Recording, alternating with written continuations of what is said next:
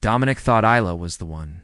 Pictured their future together, a little house with a garden, maybe a dog, lazy Sunday mornings, the whole 9 yards. For 3 years, everything felt perfect. He was head over heels, telling all his friends he'd found his soulmate. Isla was charming, funny, and seemed just as invested as he was. They'd built a life together, shared secrets, and made promises. Dominic was saving up for a ring, already planning the perfect proposal. He believed their love was unshakable, a fortress against the world. But as we all know, even the strongest walls can have a hidden weakness. The cracks started small, almost unnoticeable. Isla began staying out late for work dinners that happened a little too often. She'd guard her phone like it held state secrets, angling it away whenever he was near. When Dominic asked about it, she'd laugh it off, calling him silly and insecure. He wanted to believe her, he really did. He trusted her. But a tiny seed of doubt had been planted, and it was starting to grow. That gut feeling, you know, the one, that nagging voice in the back of your head telling you something is off. Dominic tried to ignore it, telling himself he was just being paranoid. The truth came crashing down on a Tuesday evening. Dominic decided to surprise Isla at her office with her favorite takeout. He walked in, flowers in hand, a big smile on his face, ready to brighten her long day. But she wasn't at her desk. Her coworker, a kind woman named Sarah, looked at him with pity. She hesitantly told him Isla had left hours ago with their boss, Mark. She mentioned they'd been getting very close lately. Dominic's heart sank. He drove to Mark's neighborhood, a place Isla had once pointed out during a drive. And there it was. Isla's car, parked right outside Mark's house.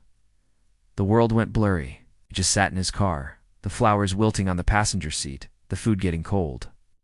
Every happy memory now felt like a lie.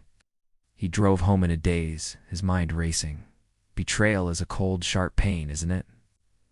He packed a bag, not for her, but for himself. When Isla finally came home just before midnight, humming a happy tune, she found Dominic sitting on the couch, surrounded by his packed bags.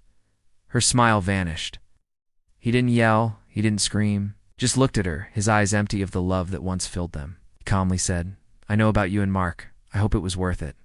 The color drained from her face as she started to stammer out excuses, but Dominic just held up a hand. He was done listening to lies. Here's where the story gets interesting. The next day, Dominic didn't just disappear. He had one last move to make.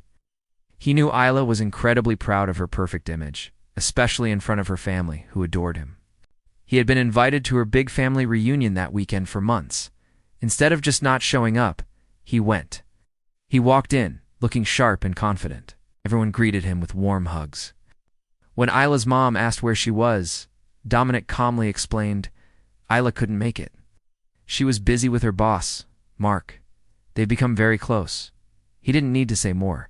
The subtle hint was enough. The whispers started, and the confused looks were priceless. He simply smiled, wished everyone a good day, and walked out, leaving the fallout for Isla to handle. He didn't need loud, dramatic revenge. His revenge was quiet, dignified, and devastating. He simply exposed the truth and walked away with his head held high, ready to start a new chapter, one that he would write on his own terms. Thanks for watching. If you have a story you'd like to share, let us know in the comments. Don't forget to like and subscribe for more content. See you next time.